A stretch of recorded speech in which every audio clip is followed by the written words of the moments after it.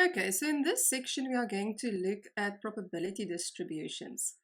Now we can say that the probability distribution is the pattern of behavior of a random variable. So to understand probability distributions, we need to know what a random variable is. So let's have a look at this example. Consider the experiment where we flip a balanced coin twice. We can write the sample space of this experiment as follows. Our sample space S is equal to, and then we can get tail, tail, or we can get head, tail, or we can get tail, head, or we can get head and head. Now, usually when we look at an experiment like this, we will focus on a specific aspect of the outcome. So in this case, let's focus on the number of heads. So we can define a random variable x, the number of heads observed. So if we look at the sample space here, the first outcome, tail, tail, will give us no heads. Then the next one, head, tail, there's one head. The next one, tail, head. And then the last one, head, head. So the random variable x will take on the value 2 there. So we can say that random variable x takes on the values 0, 1, and 2. So the outcome of my experiment is not known before the time, but we would like to associate probabilities with each of these possible outcomes. So we can say that the random variable is a function that assigns a numerical value to simple events in the sample space S. And it is customary to write a random variable with a capital letter. In this case, our random variable was capital X, and the values that the variable can take on we indicate with lowercase letters.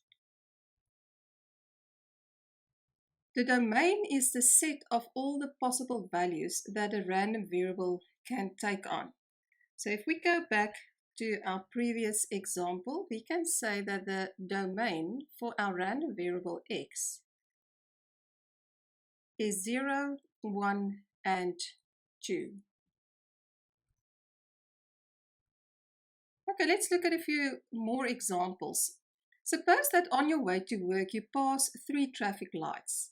Define the random variable x as the number of red traffic lights on your way to work. So what would the domain for x be?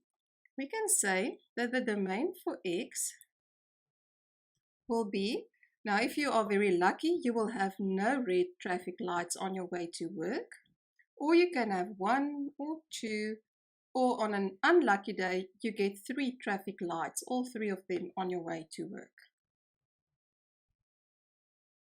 Let's define another random variable y.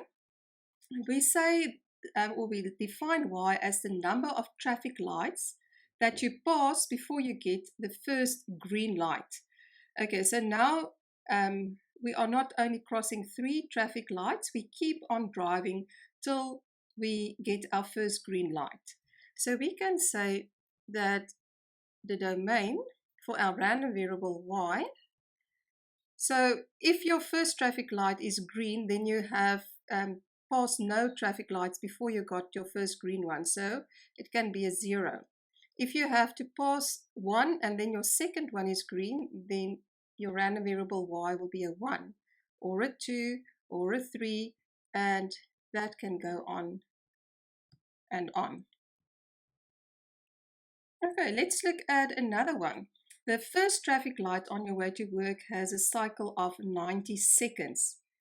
If we now define random variable z, the time you have to wait at the first traffic light, then we can define the domain for random variable z as follows.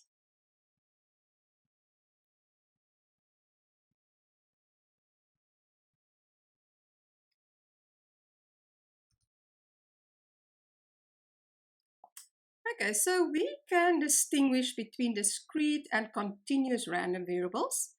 A discrete random variable assumes a countable number of possible outcomes. whereas a continuous random variable assumes an uncountable number of values. A continuous random variable can take on any value in an interval. So if we go back to our previous example, the first one here, random variable x, can be recognized as a discrete random variable because the outcomes are countable. So that will be 1, 2, 3, 4. If we look at random variable y, would you say that random variable y is discrete or continuous? Now, if you look at the domain for y, again we can count the outcomes, 1, 2, 3, 4, and so forth. So random variable y will also be a discrete random variable. Although it is infinite, it's still countable, and therefore we can, or because we can count the different elements in our domain, and therefore random variable y is also discrete. And then lastly, if we look at random variable z, we cannot count the different outcomes in our domain. We can only say that our random variable z can take on any value in the interval from 0 to 90, but we cannot list and count the possible outcomes for random variable z, and therefore random variable z is a continuous random variable.